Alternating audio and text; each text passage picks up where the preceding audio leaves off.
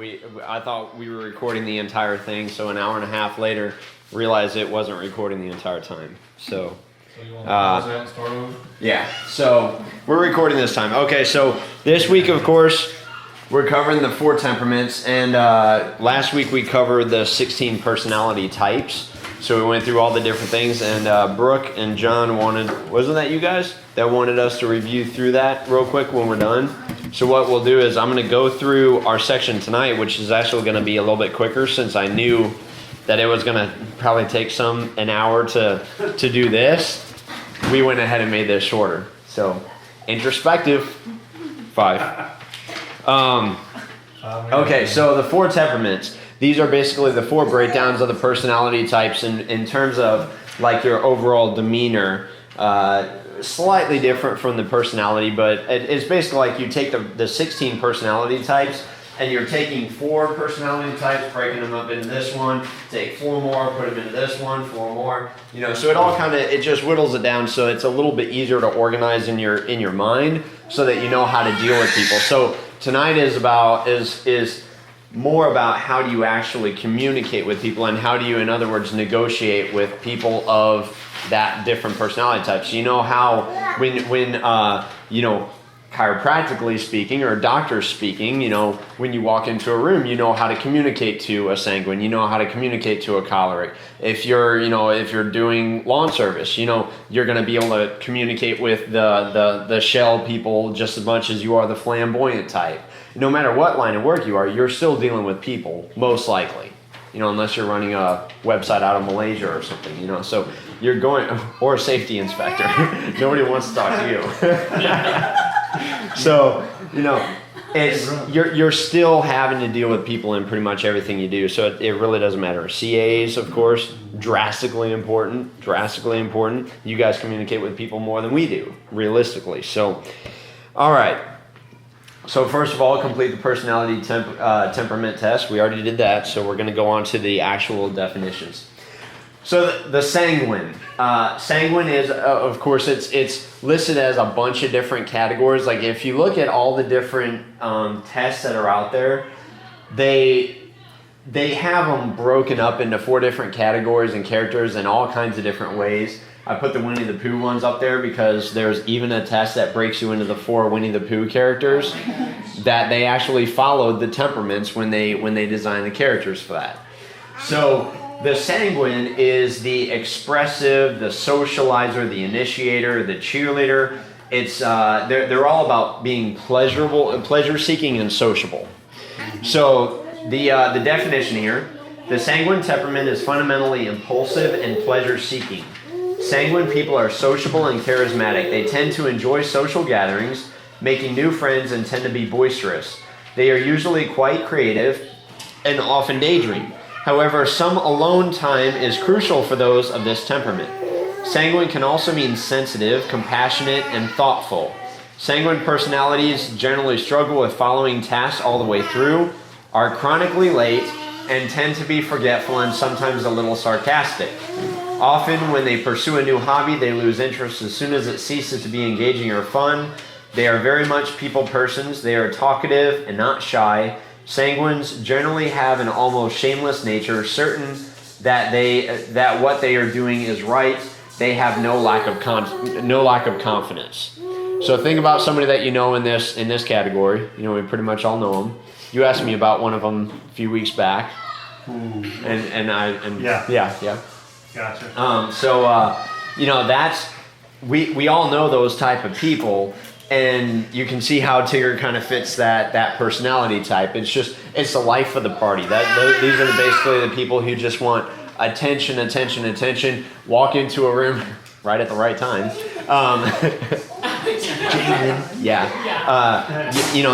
They're just the center of attention. They just, and naturally people will gravitate to them because they bring people together. They're the life of a party. But at the same time, they can be overwhelming. They can be self-centered. They can be overly dramatic. They can be Glee Club almost. Just like the people that are just showing all the time. So it has its ups and it has its downs. So here's how you would negotiate with a sanguine. Okay. Pardon me.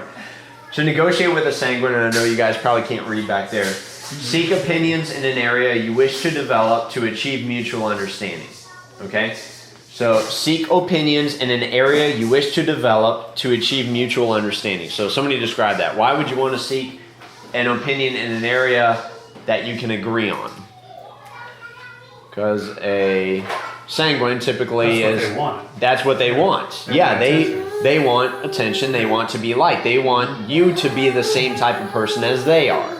So if you want to, if you're communicating with a sanguine, what you want to do is you want to find the connecting points. So the first thing that you do is when you pick up on that somebody is a sanguine, you immediately find something to identify with them with. So if I'm talking to John and it's like, John's a ultra sanguine, and which you're not, but let's say that you're an ultra sanguine, and I notice that you've got all golf clothes on.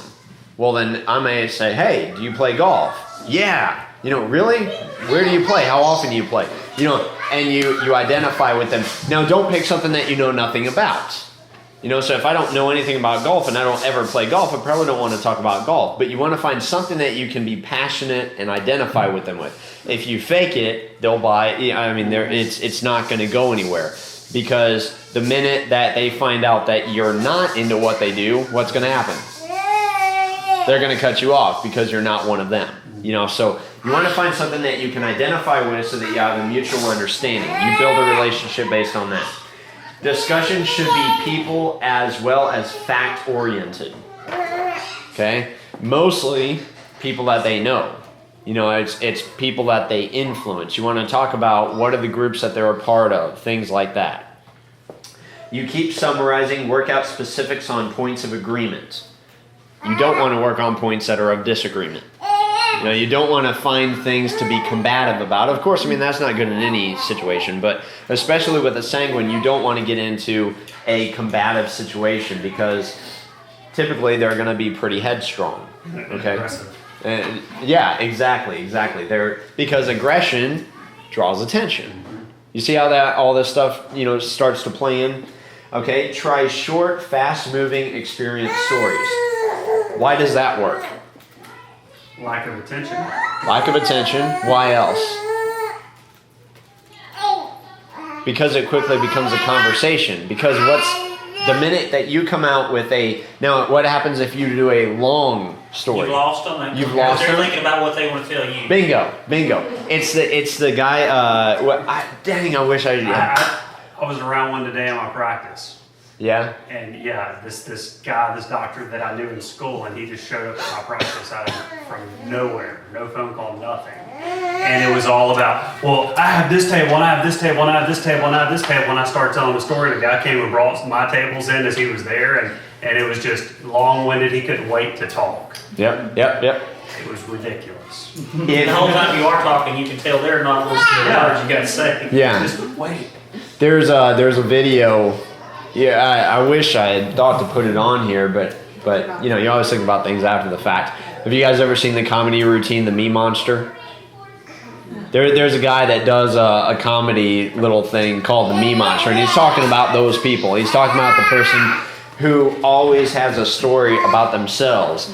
And so he's complaining about, you always hate the Me Monster. It's always me, and he finishes it off with saying that, he wishes he could go to the moon because if he could walk on the moon, the Me Monster is over there talking and all he has to say is, I walked on the moon. And they have nothing that can touch that. It's you guys will have to look that one up. So you want to do short, fast-moving experience stories because they can give you an experience and then they're going to go on to theirs. And then you can relate and bounce it back, and they'll give you another story, and you'll be able to communicate with them, and you're leveraging that the entire time. Make sure to pin them down in a friendly way. Describe that. Again, you don't want to be aggressive, right? You don't want to pin them down in a way that makes them feel outcast or anything of that nature. You want to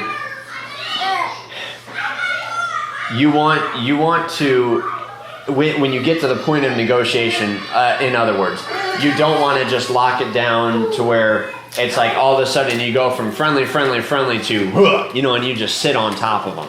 You wanna, okay, now let's break it down and let's, and now you can start to steer them back up onto your ship, but you can't just plow into them. They're not the kind of people that are gonna take, a good conversation about what they want to talk about, and then all of a sudden you take charge. They're not gonna like that. That the attention always has to stay on them. Remember to discuss the future as well as the present. Why's that?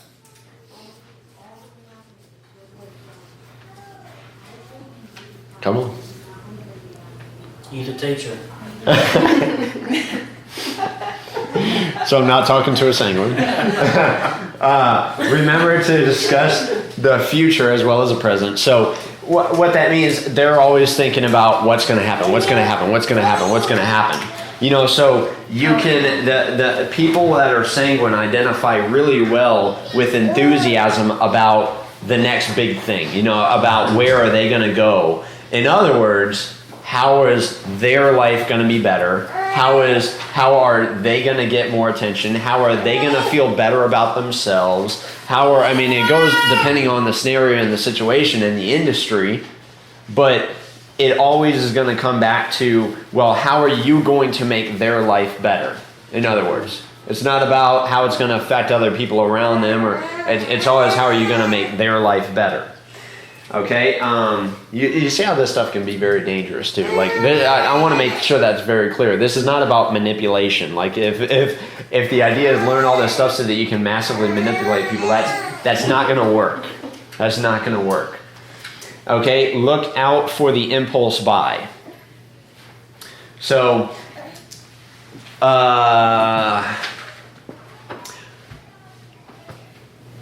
a good analogy of this, I'm going to be talking chiropractic analogy a lot because, of course, that's what I'm used to. So this one reminds me of, I can think of numerous situations where patients were sanguine, okay, and we talk about this all the time. Beware the super exciteds. The ones that are like, they're just like, this is the greatest thing ever, because what happens? Usually they're the first ones to start falling off ship and starting to do other things because they may think that you're the greatest thing that ever existed, and then the next week they're on Amazon berry juice, and it's like all of a sudden that's going to cure them. And then the week after that, it's magic foot baths. And stuff like that. So it's all over the place. They're constantly impulse buying because it's always about trying something new. And what does it really come down to? I found the best thing ever. So it's got to be new because they were always wanting to be the first ones on board with something. So, first ones to buy anything from Beanie Babies to anything else, that's typically going to be your sanguines. All right, so you guys see how all that stuff works. Is that flip-flopping also a character trait of them being undisciplined because those people usually can't stay focused in one direction very long, so they're continually jumping ship? You and me are probably thinking about a similar person here. I just know some people like that, so that's the reason I'm asking. I know you do. I'm not talking about you guys. You probably know exactly who I'm talking about. Yeah, it's it's yeah. You just cut them. Got it. that didn't take long. Okay, so on the sheet here, if you guys didn't pick this out, which section would be the sanguine? Now that you guys look at these. 2. The section 2. What did you say, Mike? Which section on this sheet is sanguine? Well, 1. One. Definitely. Sorry. 1. So whose category was the highest in category 1? Oh yeah, you're supposed to add them up. You didn't give us all the. Yeah, we didn't give us page 2. Does it not say on the top? Well, I wouldn't know because I didn't read the directions. That's your personality. So that's why my section 3 was the 3rd category. That's lost my count. So section 1 is sanguine. Here we go. I'll just read page 2 just so you guys can get this real quick. Okay, once you have completed all 4 sections, this is the analysis. After you've completed all 4 sections, go back and cancel out each description that you scored either a 1 or a 2 by drawing a line through that number. Since that score is so low, it doesn't really apply to your overall scoring in each section. Now add up all of the 3s, 4s, and 5s in each section and write your total at the bottom of each appropriate section. Really, it doesn't matter if you do that. If you add up all the numbers, it's going to come out the same either way. That's a lot. Yeah. Less numbers I gotta count. Yeah. The section with the highest score is your primary temperament, and the section with the second highest score is your secondary temperament. No one is one pure temperament, but instead we are a blend of all the temperaments. What's my personality temperament? Section 1 is the sanguine, fun-loving extrovert, outgoing, very sociable, the life of the party, extrovert. So this is tying into last week's stuff. This is one of the extrovert categories. Extroverts. Okay. So while you guys are adding all that up, we'll go on to the next one, okay? The next one is the choleric. Okay? Who is the main character in Winnie the Pooh? Winnie the Pooh, of course. So guess which one he is? He's the leader. Okay, the choleric is the driver, the director, the leader, ambitious and leader-like. So the choleric temperament is fundamentally ambitious and leader-like. They have a lot of aggression, energy, and or passion and try to instill it in others. They can dominate people of other temperaments, especially phlegmatic types. Many great charismatic military and political figures were choleric. They like to be in charge of everything. However, cholerics also tend to be either highly disorganized or highly organized. They do not have in-between setups, only one extreme to another. As well as being leader-like and assertive, cholerics also fall into deep and sudden depression. Essentially, they are very much prone to mood swings. Oh, God. Is that you? Mood swings? I don't agree with that last part. On The FIFA. front part, I said that's you. On FIFA, yes. That's when I snap. That's where Pretty much in video games. We're gonna throw soccer and rub it in some more, huh? That's when my brain goes nuts is When I video beat games. you? that is crazy. That doesn't happen, but okay. So to negotiate with the choleric, plan to ask questions about and discuss specifics, actions, and results. Okay. Ultimately, the biggest one: results. It's like, a choleric wants to know what is actually being done. It's not figurative. It's not what is going to be done. We want to know what you're doing. Like if you're not doing, then you're not. Then it's worthless. Okay. Use facts and logic, because of course cholerics are going to be up on all that stuff. We want to know the facts. We don't want a wishy-washy ideal. We don't want just flimsy explanations thrown at us. Why? Because we probably already have a set of beliefs. We probably already have formed an opinion on most things, whether it's right or wrong. So therefore, if you're going to sway our leadership opinion, you better have your facts together. Does that make sense? Okay? It's not that you can't change a choleric. It's just that you've got to be very, very persuasive to change a choleric. We've had our moments. It's like, if she wants something done, she knows she's got to have it all laid out for me. It's like, I want to know the specifics. And if you can give me a logical explanation of why we need our 4th stroller,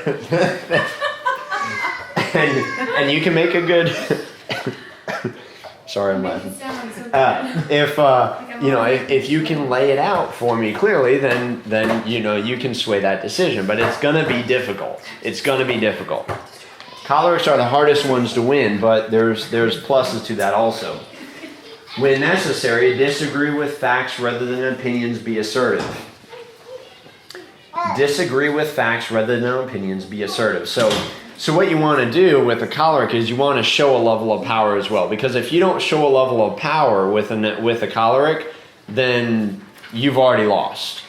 It's like if you think about a situation where you're in a negotiation, and let's say you're at the stand let's say you're sitting on the witness bench and a lawyer a very choleric lawyer is getting down on top of you, and he's plowing through you like in the movies. If you're that person who is like weak and you're crying and you're billowing and you're like, and getting all frustrated and everything, you've lost already. But in the, you see in the movies, it's when the character stands up to the lawyer that all of a sudden the situation changes. That's the way. That's the way a lot of times you win against a choleric, is you have to be assertive with them. But at the same time, it's a delicate balance, because if you're trying to gain their siding, being combative isn't the way to do it. You've got to be persuasive without being combative. Does that make sense? Okay. Keep it business-like, efficient, and to the point. So it's not an emotional exchange, because cholerics are not very emotional. So it's like you can talk about the hard subjects, you can talk about the hard details, and not get emotional about it. It's like, this is a logical argument. You may be talking about marriage disagreements, and it still comes down to, this is a logical discussion. What are we going to do to fix this? Right? It's not. It would be long-winded because you only got like 5 seconds to give you my point. And very, very good. Very good. Yeah. Your brain's on to something else I gotta do. Exactly. So you got to be quick, you got to be pointed, you got to be efficient, but but emotion doesn't work. Like just trying to win over think about marriage here for a second, since we're talking about that. What doesn't work with a choleric is breaking down into tears and getting emotional to try and get your way. Does that make sense? It's like, if you do that, you've already shut down a choleric. They're not going to, they're not going to communicate, because that's not the way they communicate. If you want to get your point across, you got to be assertive, you got to be pointed. Emotions don't work. In fact, emotions show weakness, right? So you've already. It takes reason to deal with them. You got yes, to have legitimate. It all has to be reason and logic, essentially. Okay, personal guarantees and testimonials are least effective. Why? Because what does that have to do with me? Yeah. I have my opinion, and it's like, okay, great. You had a miraculous healing from cinnamon leaf. Okay, well, where's the research on that? So it worked for you. How do I know that wasn't something else that worked? How do I know that wasn't, that wasn't this, that, or that other factor? I'm not, okay, great. You've seen people detoxify by using a magic foot bath. But where's the science on that? I don't care if there's good testimonials. They probably did other stuff. I want to know, why did that work? Prove it, right? Okay, so testimonials just don't really work. The emotional exchange doesn't work. How many of you guys have been to a sales presentation of some kind? I went to yours a while back. There you go. That was actually what I was going to say. Done a good job then. You always have been. I almost got up and walked out of his office when I realized what I was getting into, because I didn't want to be sold nothing, but my wife made me stay, and now Somebody's got to sell help. Yeah, I was actually going to say that. I'm like, if you're a patient, you sat through a sales presentation, and see, I'm not a testimonial guy. I'm not one of those who is going to get up and throw chairs and and get all emotional, because for me that doesn't work. So I'm not going to do that. presenting the facts, and that's what's Right, exactly. Now somebody that is all about emotions, phlegmatic, they're sitting there snoozing the entire time. They're so it's like, at the same time, you got to have the energy component there. It's wild. So better to provide options and facts. You want to make sure that you've got the hardcore facts, because if you don't include the facts, there is going to be argument. They will find where you're missing, and they'll hit that. They will find the weakness. That's the job of a choleric, is to find the weakness in the argument and exploit that. So you better know where your weaknesses are, and you better have those actually the strongest points, because otherwise they will find it and they'll override it. Some people hate me at work. Because you exploit the faults. Yes. Yeah. Okay. Do not invade personal space. Do not invade personal space. Can we? Sure. How do we develop these personality types and traits? Is it a God thing, or Well, experiences? you have a natural tendency to lead into them, and I mean, as a parent, you definitely see that. I mean, it's like William, has developed from very young age different from the way that Jalen is. But at the same time, a lot of it is understanding the personality types, because then when we start to see a component like the sanguine being overexploited, say in Jalen, now we can start hammering on the other points to balance it all out. And you're really trying to maintain that balance, because it's when you're balanced that you're actually able to associate with all of them. So what you want to do is you want to know what your weakness is, and then you want to work on developing that. Because each one has a weakness and benefits. Exactly. So you work on your weaknesses, and it's one of the very few situations where you want to actually start dampening down your strengths. Because they're not really strengths, they can actually be hindrances. Yeah. I was wondering what the strong points was to the Tigger. I mean, other than they would sit back and laugh at them. What the strong points sanguine was was. presented pretty negatively. Yeah, I mean, it's basically they show up without a brain in their head and tear the room up and leave. Tasmanian devil. Yeah, no. The sanguine, a party, like if you're in any type of entertainment setting, you do not want to leave out the sanguines. Like, let's say that you're putting on a concert. You would better make sure that you're loaded up with sanguines. That carries energy. Yeah, if I'm building a coffee shop, I want to put a sanguine in there. It's like you want to put in the people that draw energy, because they have that ability to gravitate people around and create energy in a room. So I mean, there's a lot of power behind that. Tiffany, she's very high sanguine. She's started to balance out more, but she used to be just ultra sanguine. But that's good for her position, because she's got to be able to have quick conversations with people and still be likable. Any other personality type, it's like the phlegmatic sits behind the desk like this, and hides. The choleric is gonna, has the tendency to piss people off.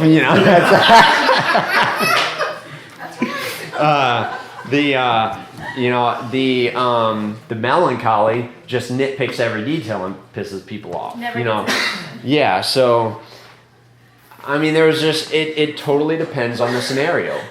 I would say when you put a sanguine with a different kind of personality, it's a great balance, because, I mean, like, for instance, in our marriage, I would think tends to make me more positive, or balances out emotions when things are not so emotional, maybe too emotional for me. It's just then in that situation they provide a good balance for another person. Yeah, they're very peppy and they're very inspiring. They're the people that can lift up a room. So I mean, there's a lot of really good benefits to it. I mean, I would say the benefits definitely outweigh the negatives. And I don't think they hold on to things.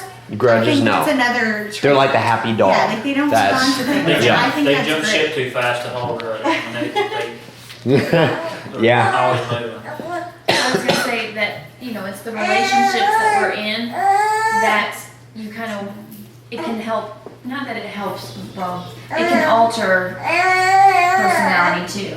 Because like my sister used to be maybe a certain more, but now she's been married, and so they work more together, and Yeah, she used to be ultra sanguine. Yeah. But it's definitely balanced out a lot Does more. certain personality traits attract other personality traits more than others? Absolutely. Like I'm like all the way up on the scale on choleric. She's all the way on the other scale on phlegmatic. So where did it say, that the thing about being domineering, and that kind of stuff, and it's like that works perfect, because it's like, but I mean, there's a respect level there too. It's like you got to be responsible with that. I don't like dominate, and the bad parts of that would be the man who beats his wife and she stays. That would be the like far end of that spectrum. That would be the misuse of that category. But a situation where, you know, the kind of the head of the household and then the support, that's a perfect scenario. You know, I mean, I mean, we don't fight. You know, I mean, it's 10 years, and I mean, we just don't Because my fight. personality, I don't like it. And I get my way, so no. No, I know how to present that. Yeah, exactly. She knows how to talk to me now. It's amazing how you just figure this stuff out naturally over time. Okay, so on this one, of course, section 2 is choleric. So who in here, by the way, had number 1? Section number 1 was their highest. I figured that.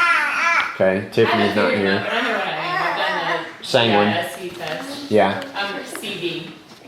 I'm melancholy and choleric. Really? I would expect you have a lot more sanguine in you. Like you're probably pretty high there. Ask this guy. Like you are totally Tigger. Without Maybe insert That us. overrides Tigger. really, John was like, no. That's on the Okay. Yes, totally agree. Yeah, definitely sanguine. See, he Yeah. says, we can do this and this, and I say, we can do it in this order like this, and this will be most efficient because of this. Yeah. That's I'm choleric. Yeah. So Jonathan, definitely you exhibit all the good signs of a sanguine. Like, I mean, you're definitely a sanguine. There's no doubt. But you exhibit all the good. Like, I don't pick up on any of the negative components really with it. You know, the annoying me monster. You know, I've never gotten that out of you, but you're definitely sanguine. You know, I've known people that are just all that opposite side, and they drive you nuts. Who is high section 2? My section 2 doubled my other scores. Yes. That's all I had to say. Yes. Yeah. Okay. All right. Melancholy. The cool thing is, you know, I mean, section 2 people tend to be very, very passionate. So, I mean, you really do. That's why a lot of leaders really tend to correlate and group together. I mean, there's actually a pretty high number of cholerics in the room. So you would think that cholerics butt heads and everything, but that's not the way it is. Usually, you know, the leadership mentality only wants to be around leaders. You think it's the S and more the S and the C's, the sanguines and the cholerics that kind of butt heads? I see yes. the butt heads Yes. pretty consistent. Well, Yes. It depends on what type of setting. Yes. Because they're the 2 extrovert categories. Uh-huh. Yeah, definitely. And you rarely ever see sanguine cholerics. They don't really seem to match up. Okay. Melancholy, which is why didn't Tigger always kind of like irritate Pooh? Mm-hmm. I never really watched a lot of it, but I think he was always trying to calm Tigger down. Okay, melancholy. Melancholy is analytical, the clinician, the investigator, introverted and thoughtful.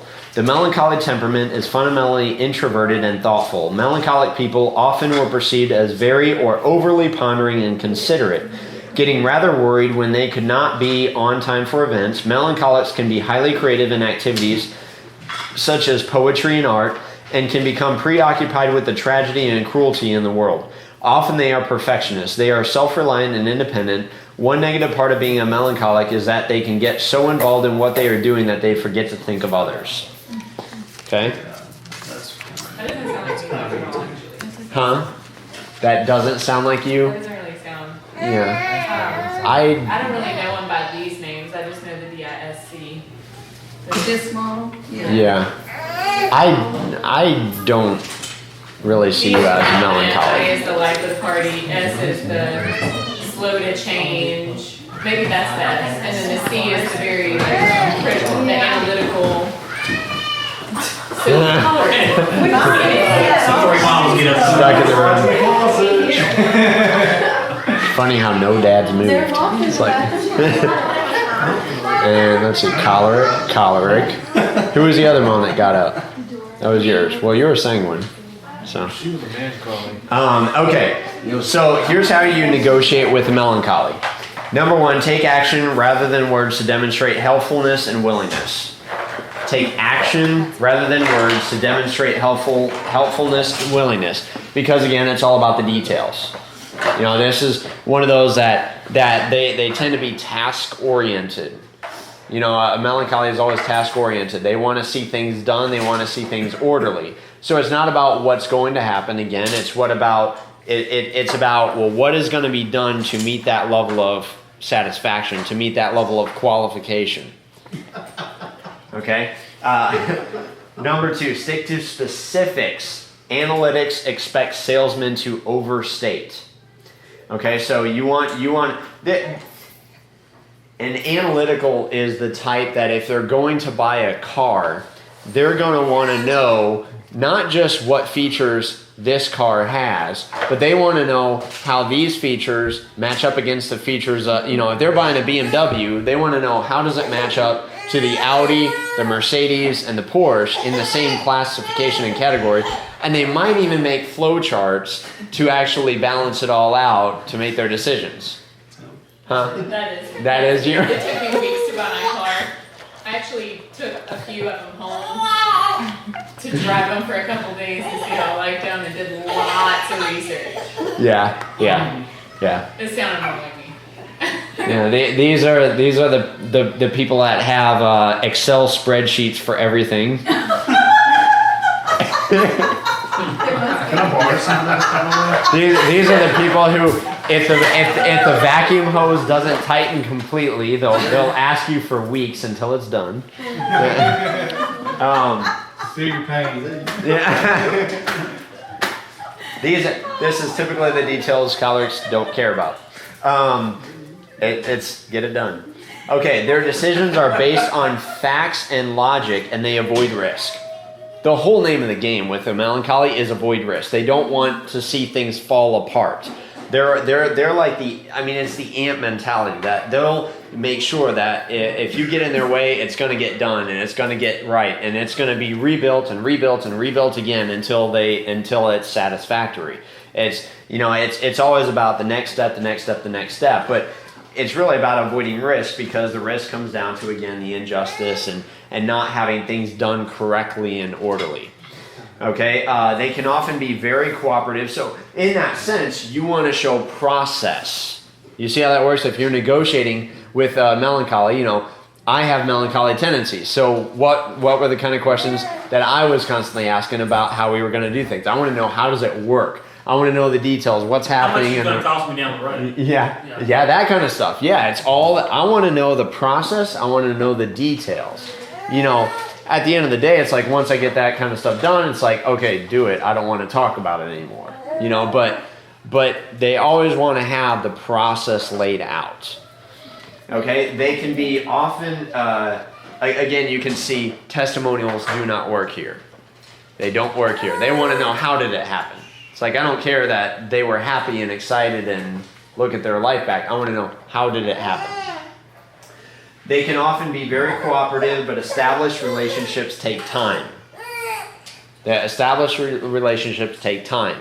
So you have to meet the qualifications. You have to exceed the checklist. Basically what happens there. Consider telling them what the product won't do. They will respect you for it, and they will have spotted the deficiencies anyways. That's kind of the big thing. They're gonna find the faults, so just come straight out, come clean with them, be honest, tell them what's missing. But when you do that, you always wanna show why that doesn't matter. It's like if something is deficient, why does it not matter? And so you're taking that, but you're over exceeding the things that maybe the competition is missing on. So there might be, there might be, let's see, I'll just use yours for example. There might be another, player out there that can cut an acre faster or something of that nature, but you want to show why speed doesn't matter. It's like, okay, acknowledge, yeah, they can do it faster. Or they might, cheaper. Yes, they can do it cheaper. This goes in our field too. The guy down the road, he can definitely crack your neck for cheaper. But are they doing this? Are they doing this? Are they doing this? Are they doing this? Are they doing We this? I lost two contracts side by side that was equivalent to about $40,000 a year. I lost them because another company come in and said, we can do the same thing for half price. I got both of those contracts back in a mess 12 months later because it didn't work. Yep. So, I mean, it's always good to be there because, I mean, you're going to build a reputation based on that anyways. I mean, it does, I mean, that's kind of like a side detail, but you always want to be the cutting edge. I mean, if you're not the cutting edge in something, I mean, how many chiropractors are there out there that, I mean, you get on the internet and you search their name and you don't find anything. You don't ever hear anything about them. You don't know what they do. You never hear anything coming out of them. And it's like, dude, pick something to be excited about. Pick something to specialize in and get really good at it, because there's plenty of stuff to get good at. It's like, somebody could become a hormone expert. And it's like, great. I don't do that. I don't care to do that. So let them become, you're always best getting a niche. Pick a niche. There is no niche too small now. Huh? Do you have their name? Who? The hormone expert. I don't think those are the hormones. I don't think there's one out there. I got one. Dr. Megan Davis. See what I have Yes. to put up with? Yes, we do actually have one that I can send. Yeah. Okay, so discuss reasons and ask why questions. You want to ask if they have a reasoning behind something. So let's say you're talking to a melancholy. They always have the details laid out. So let's say I'm talking to a melancholy and they say, well, I want to go home and think about it. You don't ever leave a melancholy with, well, I don't want to think about it because, or, I want to go home and think about it, because what that means is they're an introvert. So they're not going to be extroverted and tell you the reason why, because that's uncomfortable to them. They're an introvert. So it's much easier for them to say, well, I just rather go home and think about it and then go home and never talk to you again. That's the easiest way to do it. See, I go home and think about it and then I deal with it. Yeah, well, most people, you talk to most melancholies, they don't do that way. They just go home and you never hear from them again. That's the way they can not tell you what they really think about what y'all's conversation. Exactly. Or So we overthink it and we never do anything with it. yeah. Just because you're overthinking it. Yeah. So you ask them why. Do you mind if I ask you why? And they're gonna have a reason. And then if you know that reason, now you can address that. And you may have to sell a melancholy 20 times before you actually sell them. You know what I mean? It's like you're constantly overcoming their objections, but if ultimately, if you're doing them a service in whatever industry you're in, it doesn't matter. If you're doing them a service, sell them as many times as you have to. Sell them 100 times if that's what it takes, if you're doing them a service. If you're not and you're just trying to rip them off, then, rethink what you do. Well, once you prove yourself to not be a risk, then we'll like you and we'll go with it. Exactly. And the good thing about melancholies, they're loyal. They're incredibly loyal. Become less responsive and less assertive yourself. So they're the ones that have all the answers. They're the ones that have all the details. Make them figure it out. Make them come up with the answers. Make them actually speak the answers for themselves. Use leading questions to have them uncover the facts that they're looking for. Because ultimately, does a melancholy want the facts? Yes, they may not know them, but they want them. So if you can just lead them in questions to where they can figure out the facts themselves, then you've really done them a service, but you've communicated with them better in that process. Does that make sense? Okay, so section number 3 would be melancholy. So who in here was a high melancholy? Me? Yes. Very good. What if she scored high in that, but it's not her personality at all? No, phlegmatic. You're just like my wife. You're right. You're a high phlegmatic. But I've got a secondary. Most people have a secondary, right? Yeah. Yes. That's That's my second year. Yeah. So, phlegmatic. That's the last one. Phlegmatics are amiable, supporters, relators. These are just all around great people. I mean, the bottom line is, and in saying that at the same time, you can see that's how you communicate with the phlegmatic. They're great people. You know what I mean? Phlegmatics want to be loved. Phlegmatics like to be encouraged. They like to be. They like to be protected. They like to be supported. They like to be nurtured. You know, because it's all about being loved. Yeah, you said Erica? Absolutely. That took 2 seconds to figure that out. Yeah, absolutely. The phlegmatic temperament, William is a lot like that too. He's got a lot more phlegmatic tendencies. The phlegmatic temperament is fundamentally relaxed and quiet, ranging from warmly attentive to lazily sluggish. Phlegmatics tend to be content with themselves and are kind. They are accepting and affectionate. They may be receptive and shy and often prefer stability to uncertainty and change. They are consistent, relaxed, calm, rational, curious, and observant, qualities that make them good administrators. They can also be passive-aggressive.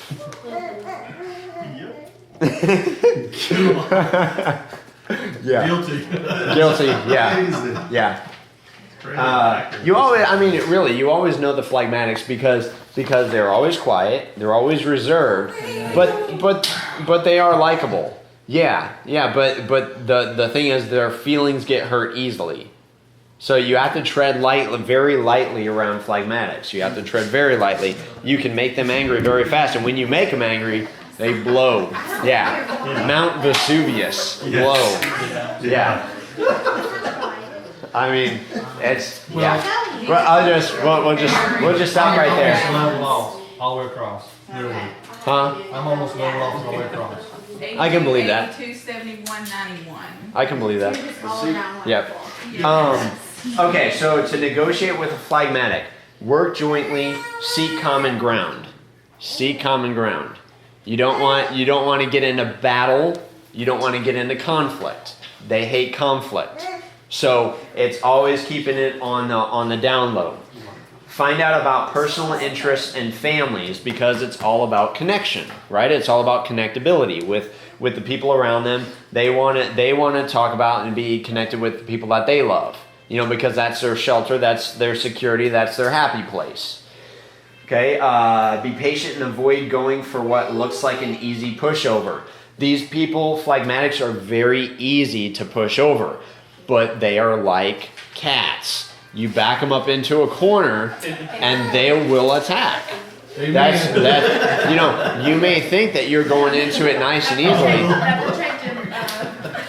I mean, we've had patients like this where they're like, you know, you think everything is great and everything, and then just some small detail, you in some way totally unknowingly offended them, and they're the ones that sue you.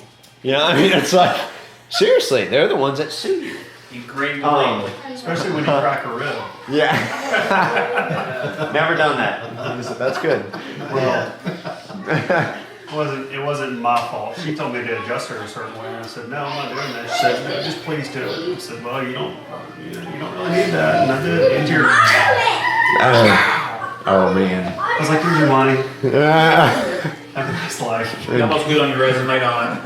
Yeah. I never made it anywhere thinking I had. That's actually why you moved to Mobile. Adjustment for free. That's why we moved 700 miles away. Yeah. Between that and the FBI, right? That's right. IRS, you know. IRS, yeah. All of it. Okay, use personal assurance and specific guarantees and avoid options and probabilities. They want security. That's the bottom line. They want security. They want to know that everything is intact, everything is the way it should be, you know, and that they're going to be on steady ground. You know, so uncertainty is not good with a phlegmatic. They're an introvert, so you know. So again, it's kind of on the back side of wanting to make sure that everything around them is secure and protected. An extrovert is like exploding out. You know, whatever happens. but that's not an introvert in nature. Take time to be agreeable. You know, to be agreeable, you've got to listen. You've got to know. God, I love the faces as we're going through this stuff. It's hilarious. You guys don't get to see all the faces from back there.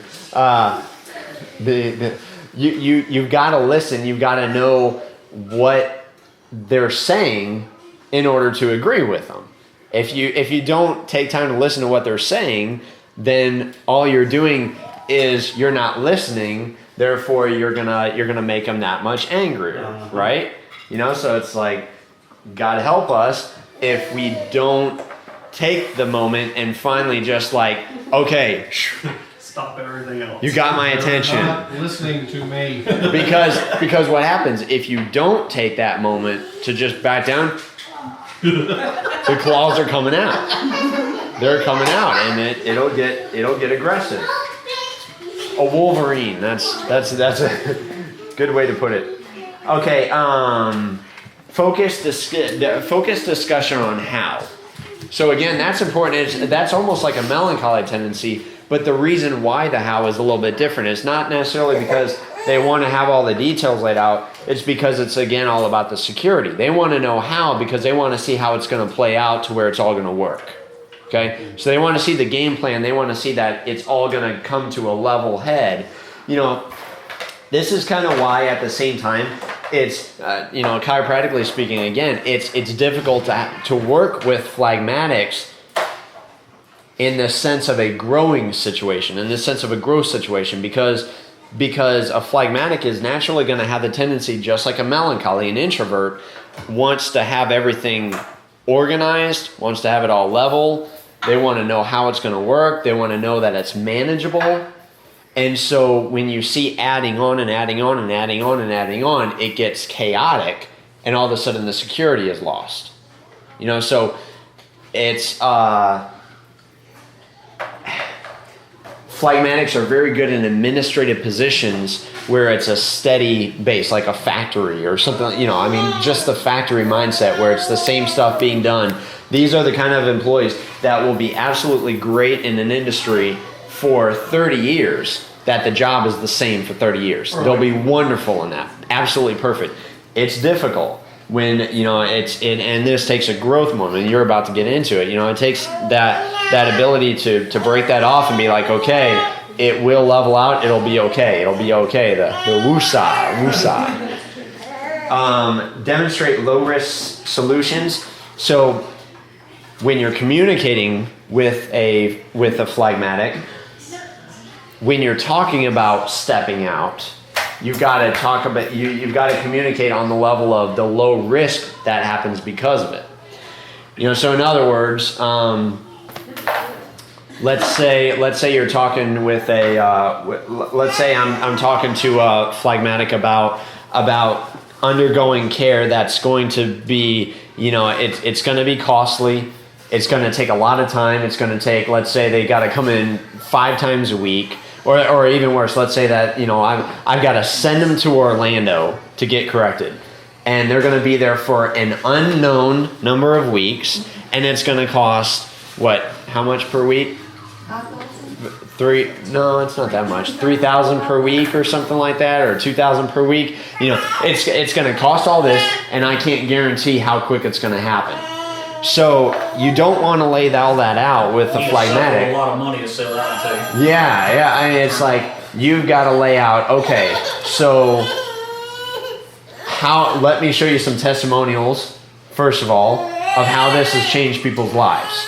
Let me get you on the phone with somebody that they've personally gone through this scenario and it was the best thing that ever happened to them. Let me show you how at the end of the day you're actually minimizing your risk, because right now you're in a very dangerous and unknown territory where bad things can happen. But this is going to allow you the stability. You see how, I mean, that's just how you have to deal with those people to get them to see, because if you fail in that, what happens? They don't move, and that does happen. And in our case, they die. Yeah, they die, you know, so you've got to communicate them on the level that's going to get them to move. but you've got to minimize the risk in the process. Don't take advantage of their good nature. That's a bottom line. It's very easy if you just love on a phlegmatic and just give them what they want and be secure. But at the same time, you don't want to take advantage of that to get what you want all the time, and that's easy to do. But it's not going to last. Again, it's not gonna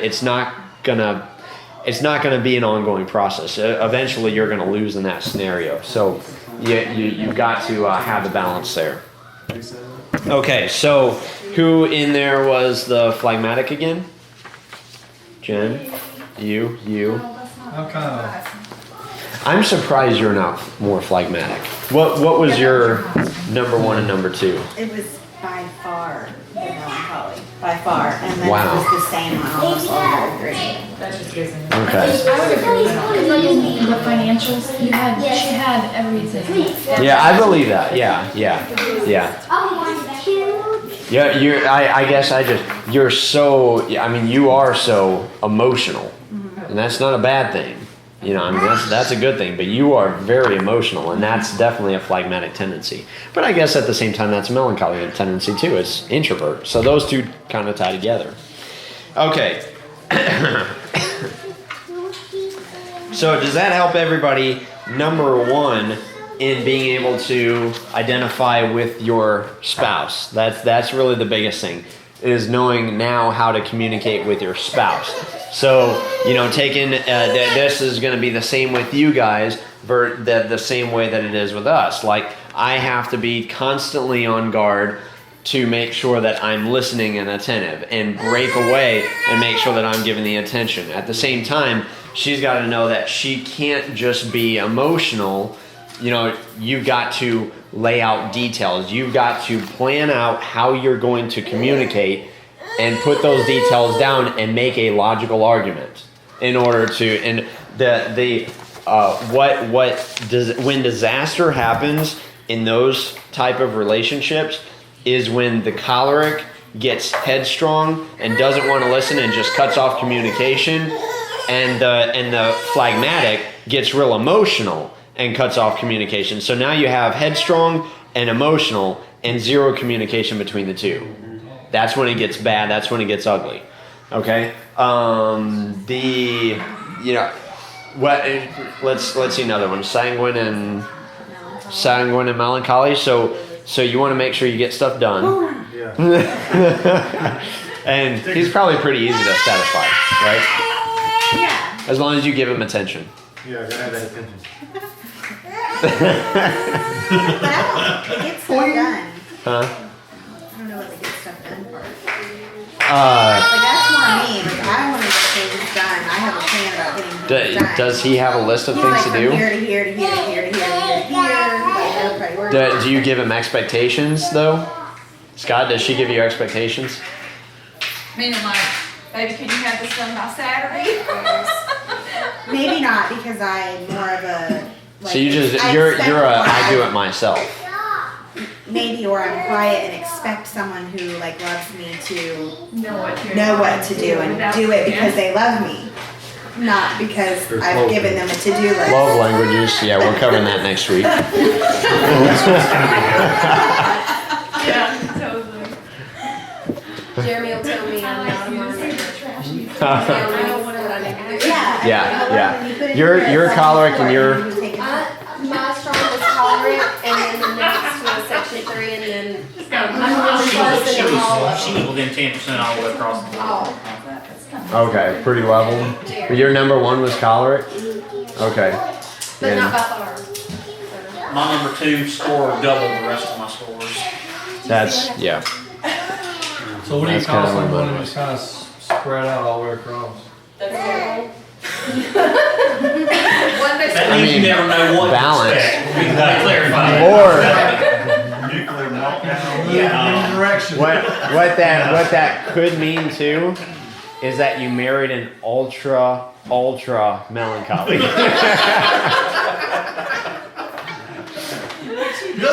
So in other words, you don't have a choice. You got to be perfect, or it doesn't work. He scored the highest though in the phlegmatic. Only by 10 points. Score the highest in the phlegmatic. 9 points. Yeah. Yeah, That was I believe nice. that.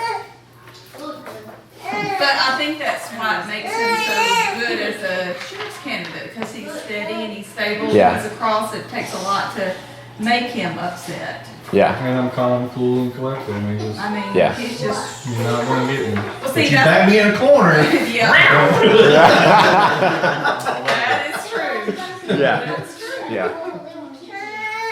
But that complements my personality, though. I mean, because if we were both the same, it wouldn't make it. So we Yeah. wouldn't be married 25 years. No. Yeah. Yeah. Absolutely. I mean, and you can see where the problems come from when when you start to look at the personalities. You just see that you're not catering to. Bottom line, it always comes down to communication. It's always about communication. That's always the name of the game. In every single situation, it's always communication. That's what the whole love language is all about, is how are you communicating with that other person. If you're not communicating in their language, you're not going to connect. And we call this thing chemistry, but it's really not. It's just the ability to communicate. Ultimately, you can have, that's kind of the magic with this stuff, is you can have chemistry with anybody if you communicate with them correctly. You can literally learn to love anybody if you communicate with them correctly. What would you call somebody if they was fixing to tell you a story? Okay. But before you figured out what the story was about, you learned the life history of everybody that was involved in that story. I mean, if there were 15 people involved in the story before you figured out the punchline to what you was being told. They told you what color hair they had, what year their grandmother died. I mean, it was like, and the person that actually lost focus of what they was talking about, getting so sidetracked on all that. That's a sanguine. Oh yeah, yeah. My That's, mama's actually, according to this, melancholy, but she makes me pull my sprigs out to try to listen to her, because I mean, I'm like, tell me what you got to tell me. yeah. I know exactly. Yeah, we talked about that. Yeah, that is very high on the sanguine, because it's an extroverted My mom's position. absolutely not saying. I mean, nothing about saying. Nothing. That's my mom too. Yeah. It's 100% about it. I mean, every time she starts to tell you something, it's Well, I mean, it's a lot of that is about gaining importance. I mean, if you really break all that down, it's about they want to be important. So all the details that they know, they want you to know, because it brings significance on them. That's a sanguine attribute. okay. I mean, you can claim that, yeah, that's melancholy too, because it's all about the details. But man, that's a lot more sanguine, because it's so Everything else is extroverted. melancholy all the way down. I mean, Yeah. She don't display any of the sanguine attributes. Well, that's why